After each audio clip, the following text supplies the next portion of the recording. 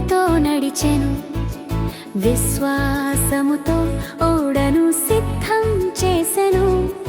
తన ఇంటి వారి రక్షణకై నిలిచెను. యెహోవా కృపలో స్థిరమై వెలిగెను. నోవహు నీతిపరుడై దేవునితో నడిచెను, విశ్వాసముతో ఓడను సిద్ధం చేసెను. తన ఇంటి వారి రక్షణకై నిలిచెను. యెహోవా కృపలో స్థిరమై వెలిగెను.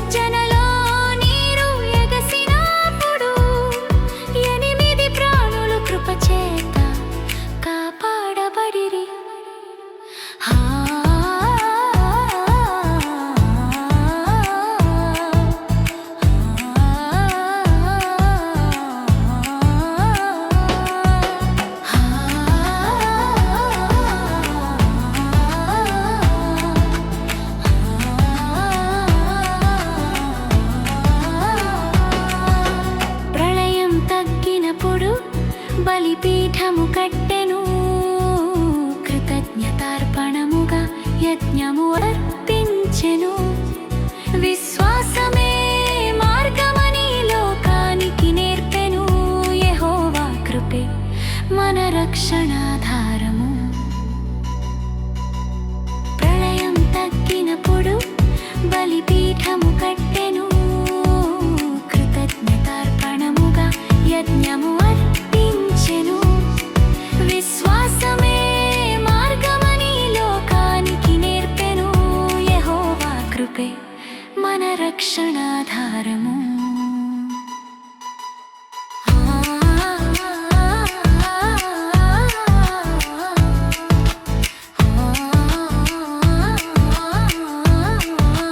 దేవుని బిడ్డలారా, నోవహు కుటుంబం ఓడలో ఉన్నారు. ఓడలో ఉండి వారు రక్షింపబడ్డారు. ఆ ఓడ ప్రభువైన యేసుక్రీస్తు వారు మనకు ప్రసాదించిన అమూల్యమైన రక్షణకు గుర్తుగా ఉంది. ఇప్పుడు సృష్టి అంతా శూన్యమైపోయింది. గమనించండి, అద్భుతమైన ఈ రక్షణ తరువాత నోవహు జరిగించిన ఒక శ్రేష్టమైన కార్యం ఏంటంటే ప్రభువును ఆరాధించాడు. ఆరాధన మన జీవితాలలో చాలా ప్రాముఖ్యమైనది. ఒక బిల్డింగ్ని మనం కట్టాలంటే ఆ బిల్డింగ్ ఫౌండేషన్ మనం తీస్తాం. మన విశ్వాస జీవితానికి ఫౌండేషన్ ఏంటంటే ప్రభువును స్తుతించడం, ప్రభువును ఆరాధించడం. ఉదయం లేవగానే మీరు ప్రార్థన కాదు, ప్రభువా గత రాత్రి అంతా నీవు నన్ను కాపాడావనైనా నీకు వందనాలు, ప్రభువా నీవు నాకు ఇచ్చిన అమూల్యమైన రక్షణ స్తోత్రాలనైనా, నీ వాక్యం చదువుకోవటానికి, నీ వాక్యాన్ని ధ్యానించడానికి నాకు ఒక అవకాశం, నాకు భాగ్యాన్ని ఇచ్చావు, నీకు స్తోత్రాలు ప్రభువా. దేవుని వాక్యం చదువుకోవటానికి బైబిల్ గ్రంథాన్ని ఇచ్చావు, నీకు స్తోత్రాలు నాయన. సమాజముగా కూడి రావడానికి నాకు ఒక సంఘాన్ని ఇచ్చావు. దేవుని బిడ్డలారా, ఆ విధంగా ఉదయం లేవగానే ప్రభువును మనం స్తుతించే వాళ్ళముగా ఉండాలి, ప్రభువును మనం ఆరాధించే వాళ్ళముగా ఉండాలి. ఇక్కడ నోవహు జీవితాన్ని మీరు గమనించినప్పుడు ఆ జలప్రళయం తరువాత దేవుని మాట కోసం ఎదురు చూస్తూ ఉన్నాడు.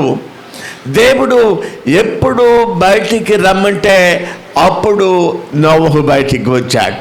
బయటికి వచ్చిన వెంటనే ఒక బలిపీఠాన్ని కట్టి ఆ బలిపీఠం మీద దేవునికి ఇంపైన సువాసనను ఆగ్రహించే ఒక బలి, ఒక ఆరాధన నోవహు జీవితంలో ఉన్నట్లు మనము చూస్తూ ఉన్నాం. దేవుని బిడ్డలారా, మన జీవితంలో కూడా ఆరాధనకు అంత ప్రాముఖ్యతను మనం ఇచ్చే వాళ్ళముగా ఉండాలి.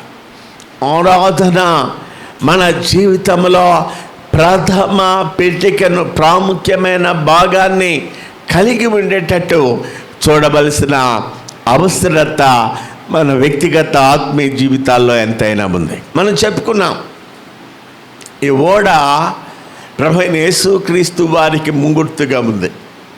ప్రభువైన యేసుక్రీస్తు వారిలో మనము ఏ విధంగా పాప శిక్ష నుంచి తప్పించబడ్డామో, ఈ ఓడలో భయంకరమైన జల ప్రళయం నుంచి నోవహు తప్పించబడ్డాడు. 1 పేతురు పత్రిక 3:20. ఆ ఓడలో కొందరు అనగా 8 మంది నీళ్ళ ద్వారా రక్షించబడ్డారు. దానికి సాదృశ్యమైన బాప్తిసము ఇప్పుడు మిమ్మల్ని రక్షించుతున్నది అన్నమాట. వాక్యంలో మనము గమనించే ఒక విషయం ఏంటంటే, ఓడలో ఉన్న 8 మంది రక్షించబడ్డారు. పేతురు భక్తుడు ఏమన్నాడంటే, ఆ జల ప్రళయము ద్వారా వారు వెళ్ళారు కాబట్టి అది బాప్తిస్మం యొక్క అనుభవము అని పేతురు భక్తుడు పోలుస్తూ ఉన్నాడు. దేవుని వాక్యములో నోవహు కుటుంబం ఏ విధంగా రక్షించబడ్డారో, ఏ విధంగా క్షేమంగా ఉన్నారో, ఎవరైతే ప్రభు అయిన యేసుక్రీస్తులో ఉన్నారో వారు రక్షింపబడుతూ ఉన్నారు. ప్రభు అయిన యేసుక్రీస్తులో ఉన్నవారు క్షేమంగా ఉంటూ ఉన్నారు. నీవు నేను ప్రభు అయిన యేసుక్రీస్తులో ఉన్నామా అనేది చాలా ప్రాముఖ్యమైన ప్రశ్న. టీవీలో చూసే దేవుని బిడ్డలకు ఒక ప్రత్యేకమైన విషయం మీకు కూడా తెలియచేస్తూ ఉన్నాను. నేను కొన్ని విషయాలు అడుగుతాను. మీరు మీ బైబిల్ పరిశోధించి ఉత్తరం ద్వారా కానీ, వాట్సాప్ ద్వారా కానీ, ఈమెయిల్ ద్వారా కానీ జవాబులు రాసి నాకు పంపితే మీకు పోస్ట్లో చక్కని చిన్న బైబిల్ బహుమతిగా పంపిస్తాను. కనుక నేను చెప్పే ఈ విషయాలు చాలా జాగ్రత్తగా వినండి, సమాధానాలు రాయండి. మీ పూర్తి పోస్టల్ అడ్రస్ రాయడం మర్చిపోమాకండి. దేవుని వాక్యాన్ని మీద మీకు చిన్న హోంవర్క్ ఇస్తాను. నేను బైబిల్ గ్రంథములో భక్తులైన వారు దేవునికి ఒక బలిపీఠాన్ని కట్టి దేవుణ్ణి ఆరాధించిన ప్రతి సమయంలో దేవుడు ఒక నిబంధన వారితో చేసినట్లుగా దేవుని వాక్యంలో మనం చదువుతాం. మీరు మీ సెల్ ఫోన్లో ఉపయోగించుకోండి, మీ కంప్యూటర్లో ఉపయోగించుకోండి. బైబిల్ గ్రంథంలో ఎక్కడెక్కడ భక్తులైన వారు ప్రభువును ఆరాధించడం లేక ప్రభువుకు బలిపీఠం కట్టి ప్రభువును ఆరాధించినప్పుడు దేవుడు చేసిన నిబంధన ఏమిటో హోంవర్క్గా మీరు ఒక చిన్న నోట్స్గా రాయండి. దేవుని బిడ్డలారా, మీరు దీవించబడతారు, ఆశీర్వదించబడతారు. అంటే ఆరాధన చేసే ప్రతిసారి దేవుని వాగ్దానానికి, దేవుని నిబంధనను మనము కలిగి ఉంటాం. ఇక్కడ మనం చూసినప్పుడు ఎప్పుడైతే ఈ బలిపీఠము కట్టి పవిత్ర జంతువులను నోవహు బలిపీఠం మీద దేవునికి సమర్పించి ప్రభువును ఆరాధించాడో మనం చూస్తా ఉన్నాం, దేవుడు ఒక నిబంధన చేస్తామన్నాడు. ఏమిటా నిబంధన? మానవుల యొక్క పాపాన్ని బట్టి ఇంకెన్నడే కానీ ఈ లోకాన్ని నేను నాశనం చేయను. ఆకాశములో ఒక గుర్తును ఉంచాడు, మేఘధనస్సు. బలిపీఠం కట్టి పవిత్ర పశువులన్నిటిలోనూ పవిత్ర పక్షులన్నిటిలోనూ కొన్ని తీసుకొని ఆ పీఠము మీద దహన బలి అర్పించు. అక్కడ నుంచి బయటికి రాగానే అయ్యో నాకు ఇల్లు లేదే అని ఇల్లు కట్టుకోలేదు, అయ్యో నాకు ఆహారం కావాలి అనే పొలము సాగు చేసుకోలేదు. నోవహు తన జీవితంలో కలిగి ఉన్న మొట్టమొదటి ప్రాధాన్యత ప్రభువును ఆరాధించడం. దేవుని వాక్యంలో మనం మాట చదువుతాం, అనేకసార్లు మనం జ్ఞాపకం చేసుకుంటాం కదా. చెప్పండి, మత్తయి 6:33. ఆయన రాజ్యమును ఆయన నీతిని మొదట వెదకాలి. నోవహు జీవితంలో మనం గమనించే ఒక ప్రాముఖ్యమైన విషయం ఏంటంటే, ఆరాధనకు మొట్టమొదటి ప్రాధాన్యతను నోవహు ఇస్తూ ఉన్నాడు. మన జీవితాల్లో కూడా నేను ఇంతకుముందే చెప్పాను, ఆరాధన అనేది ఫౌండేషన్ లాంటిది, పునాది లాంటిది. పునాది సరిగా లేకపోతే బిల్డింగ్ సరిగా ఉండదు. మన జీవితాల్లో ఆరాధన చాలా చాలా ప్రాముఖ్యమే. అనేకసార్లు సంఘానికి నేను ప్రేమతో మనవి చేస్తూ ఉంటాను. ఈరోజున అనేక మంది క్రైస్తవులు ఉన్నారు, ప్రార్థన చేయండి అమ్మా అంటే ప్రార్థన చేస్తారు. అయితే ఒక మాట అడగండి వాళ్ళని, ప్రభువును ఆరాధించండి అని అడిగితే ప్రభువును ఆరాధించడం ఏమిటో వాళ్ళకి తెలీదు. ప్రభువా నాకు అది దయచేయి, ఇది దయచేయి. ఎలా ఉంటుందంటే, కలెక్టర్ గారు మన వీధికి వస్తే కలెక్టర్ గారికి ఎలా చెప్పుకుంటా అలా ఉంటాయి కొంతమంది ప్రార్థనలు. దేవుని బిడ్డారా, ఆరాధన చాలా ప్రాముఖ్యమైనది. ఇక్కడ మనం గమనించినప్పుడు ఇంకో మాట, ఆరాధన కేవలం నోటి మాటలతో కాదు. ఆరాధన నోటి మాటలతో ప్రభువును మనం ఆరాధిస్తాం, అలాగే మనకు కలిగిన సమస్తాన్నిచ్చి ప్రభువును ఆరాధించే వాళ్ళముగా ఉండాలి. ఇక్కడ నోవహు వేటిని తీసుకున్నాడు? పవిత్ర పశువులను కొన్ని తీసుకున్నాడు, పవిత్ర పక్షులను కొన్ని తీసుకున్నాడు, దేవునికి సమర్పించాడు. మన ఆరాధన ఎలా ఉండాలి? కేవలం నోటి మాటలతో కాదు. రోమీయులకు రాసిన పత్రిక 12వ అధ్యాయం 1-2 వచనాల్లో మనం చూస్తాం, మీ శరీరములను ఎలా సమర్పించాలా? అప్పుడప్పుడు నేను మీకు జ్ఞాపకం చేస్తూ ఉంటాను, పాట ఒకటి ఉంది, జీవయాగముగా సర్వాంగ హోమముగా చేయుము జీవితము దేవునికి అనుకూలముగా. సజీవయాగముగా సర్వాంగ హోమముగా చేయుము జీవితము దేవునికి అనుకూలముగా, నీ బ్రతుకుని అర్పించు సజీవయాగముగా. లోకపు పోకడలు నీకు వద్దు, ప్రభువు చిత్తమే నీకు ముద్దు. మనసు మారి మనిషి మారి రూపాంతరము చెందుము, దేవుని ఇష్టమే తెలిసికొని నిజమైన ఆరాధన చేయుము. సజీవయాగముగా సర్వాంగ హోమముగా చేయుము జీవితము దేవునికి అనుకూలముగా, నీ బ్రతుకుని అర్పించు సజీవయాగముగా. లోకపు పోకడలు నీకు వద్దు, ప్రభువు చిత్తమే నీకు ముద్దు. దేవుని బిడ్డలారా, కేవలం నోటి మాటలతో ఆరాధించి తృప్తి పడిపోయే విశ్వాసులుగా మనము ఉండకుండా ఉందుముగాక. ప్రభువును మనం ఎలా ఆరాధించాలంటే, మన జీవితాన్ని ఆయనకు సమర్పించి ప్రభువును ఆరాధించే వాళ్ళముగా ఉందాం. బైబిల్ గ్రంథంలో హెబెలు ఆరాధనను మనము చూస్తాం. హెబెలు కయ్యూను ఇద్దరు ప్రభువును ఆరాధించడానికి వచ్చారు. హెబెలు ఆరాధన దేవుడు అంగీకరించాడు. దానికి గల కారణం ఏంటంటే హెబెలు అర్పించిన ఆరాధన దేవుని ఆజ్ఞలకు అనుగుణంగా ఉన్న ఆరాధన. కయ్యూను అర్పించిన అర్పణ శరీరాను సంబంధమైన అర్పణ. దేవుడు హేబెలు అర్పణను అంగీకరించినట్టుగా దేవుని వాక్యంలో మనం చూస్తాం. సో మన అర్పణ కూడా మన శరీరములను పరిశుద్ధమైన పవిత్రమైన సజీవ యాగముగా ప్రభువుకు సమర్పించి ప్రభువును మనము స్తుతించి ఆరాధించే వాళ్ళముగా ఉండాలి. దేవుడు ఏమి చూశాడంటే నోవహు హృదయాన్ని చూశాడు. ప్రైజ్ ద లార్డ్, హల్లెలూయా.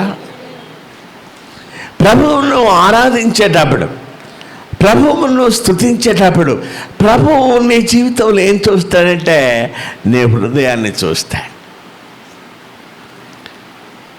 దావీదును అభిషేకించడానికి ప్రవక్త అయిన సమూయేలు వెళ్ళాడు.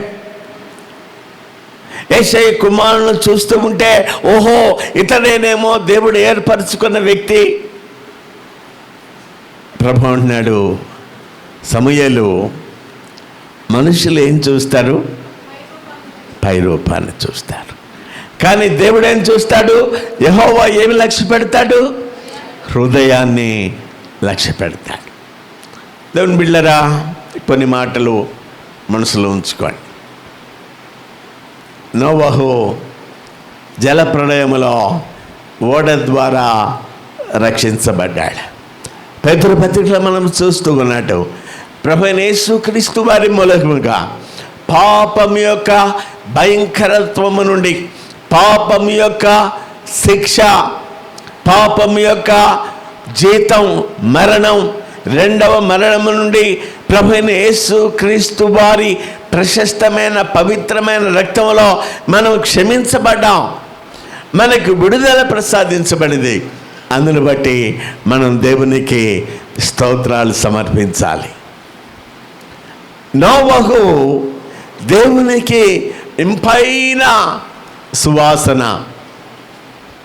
మన జీవితంలో మనము కూడా మన ప్రాణమును, మన ఆత్మను, మన శరీరమును దేవునికి సజీవమైన యాగముగా సమర్పించి ప్రభువును ఆరాధించే వాళ్ళముగా ఉందుముగాక. నోవహు జీవితంలో ఆరాధనకు ప్రథమ ప్రాధాన్యతనిచ్చినట్టు మన జీవితంలో కూడా ఆరాధనకు ప్రథమ ప్రాధాన్యతను విశ్వాసులముగా మన జీవితంలో కలిగి ఉంది. ఎందుకు ఆరాధనకు ప్రథమ ప్రాధాన్యతను మనం ఇవ్వాలి? ఒక మాట చెప్పండి. నేను ఎప్పుడు చెప్తా ఉంటాను మీకు. ఏమిటి ఆరాధన అంటే? ఏమిటి? పరలోక క్రమం ఇది. పరలోకంలో మనం ఏం చేస్తూ ఉంటాం? పరిశుద్ధుడు పరిశుద్ధుడు పరిశుద్ధుడని ప్రభువును ఆరాధిస్తూ ఉంటాం.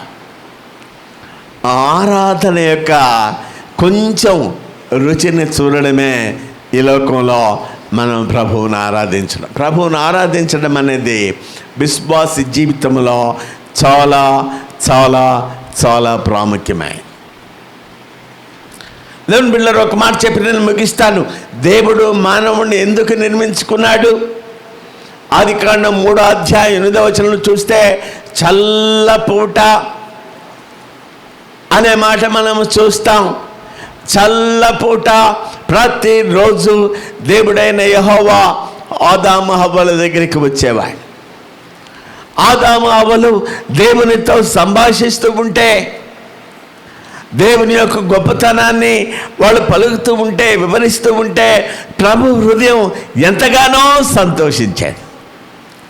దేవుని బిడ్డలారా, ప్రభువు నీ జీవితంలో ఏమై ఉన్నాడో, నీ జీవితంలో ప్రసాదించిన రక్షణ కానీ, నీ జీవితంలో ప్రభువు ప్రసాదించిన పవిత్రత కానీ, పరిశుద్ధత కానీ, అనుదిన జీవితంలో ఆయన కాపాడే విధానం కానీ నువ్వు జ్ఞాపకం చేసుకొని ప్రభువును స్తుతిస్తూ ఉన్నప్పుడు, ప్రభువును ఆరాధిస్తూ ఉన్నప్పుడు, నీ ఆరాధనను బట్టి, నీ స్తుతిని బట్టి, నీ కృతజ్ఞతను బట్టి ప్రభువు ఎంతగానో ఆనందించేవాడుగా ఉంటాడు.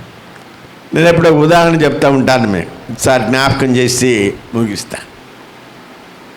అమ్మ తల్లి ఆఫీస్ నుంచి వస్తూ స్వీట్ ప్యాకెట్ తీసుకొచ్చింది. ఇంటికి రాగానే అమ్మా అంటూ ఎదురుగా వెళ్ళాడు కొడుకు. వెంటనే బ్యాగ్లో నుంచి తీసి స్వీట్ ప్యాకెట్ కొడుకు ఇచ్చింది తల్లి. బిడ్డ సంతోషంగా తింటా ఉన్నాడు. తల్లి చాలా ఆనందంగా బిడ్డను గమనిస్తూ ఉన్నది. గమనిస్తూ తల్లి ఒక కోరిక కోరింది. నానా, కొడుకా, బంగారం ఏది నాకు కొంచెం పెట్టు. కొంతమంది పిల్లలు ఉంటారు, పెట్టమని అడుగుతావేంటమ్మా, ఈ ప్యాకెట్ అంతా తెచ్చింది నువ్వే కదా అని చెప్పి ప్యాకెట్ అంతా తెచ్చి తల్లికి ఇస్తాడు. ఆ తల్లి ఎంత ముద్దులాడుతుందో. కొంతమంది ఉంటారు, తెచ్చింది వాళ్ళ అమ్మాయి అయినా నేను పెట్టను పో అంటాడు. వాళ్ళ అమ్మాయి ఏమంటుంది, అన్నీ మీ నాన్నమ్మ పోలికలేరా. దేవుని బిడ్డలారా, ఇహలోకమైన తల్లే అంత ఆనందిస్తే పరలోకపు తండ్రి, దేవుని బిడ్డలైన వారు అంటారు కదా, ప్రభువా నీవు మాకిచ్చిన దానిలో నుండే మేము నీకు ఇచ్చుచున్నాం. దేవుని బిడ్డలారా, నోహు వలె ప్రభువును ఆరాధిస్తాం, ప్రభువుకు ప్రథమ స్థానం ఇద్దాం. ప్రాణము, ఆత్మ, శరీరం దేవునికి సమర్పించి ప్రభువును ఆరాధించి ప్రభువు ఒక సువాసనను ఆగ్రహించే ఆరాధన ప్రభువుకు సమర్పిద్దాం.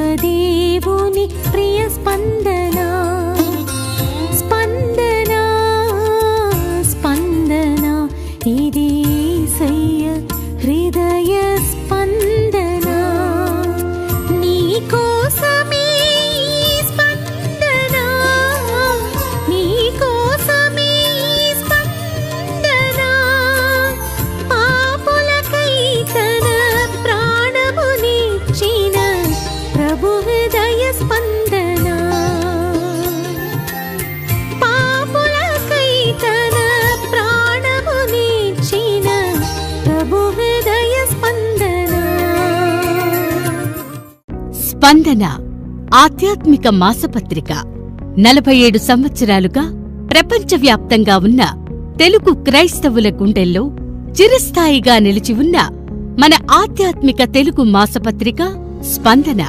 కీర్తిశేషులు ఆచార్య ఆర్ఆర్కే మూర్తిగారిచి 1976వ సంవత్సరంలో ప్రారంభించబడి దైవజనులు దేవాదండల గారి ఆధ్వర్యంలో దేవుని మహిమార్థమై నేటికీ ప్రచురింపబడుతూ వేలాది కుటుంబాలకు చేరవేయబడుతున్న మన స్పందన పత్రికను మీరు కూడా తప్పక చదవండి, చదివించండి. మరిన్ని వివరాలకు స్పందన ఆధ్యాత్మిక మాసపత్రిక, ESI hospital road, Gunadala, Vijayawada. Cell 7416111777. Sisters, ప్రభు అయిన యేసుక్రీస్తును మీ సొంత రక్షకునిగా అంగీకరించారా? దేవుని బిడ్డలారా, మీరు స్పందన ఆధ్యాత్మిక పత్రికను చదువుతున్నారా? 1976లో అంటే ఒక 40 years ముందు ఆచార్యులు ఆర్ఆర్కే గారి చేత ప్రారంభించబడి మా డాడీ డాక్టర్ దేవా గారి చేత ప్రచురింపబడుతూ అనేక తెలుగు ప్రజల కుటుంబాలని ఈ మ్యాగజైన్ చేరుతూ వారికి ఎంతో ఆశీర్వాదకరంగా ఈ మ్యాగజైన్ ఉంది. మీరు కూడా ఇది తెప్పించుకోవాలనుకుంటున్నారా? అయితే నేనే మాకు రాయండి శాంపుల్ కాపీ కొరకు, లేదా మాకు SMS చేయండి. అడ్రస్ డాక్టర్ దేవా దండల, స్పందన 51-4-12 ESI hospital road, Gunadala, Vijayawada. Doctor దేవా దండల, స్పందన 51-4-12 ESI hospital road, Gunadala, Vijayawada.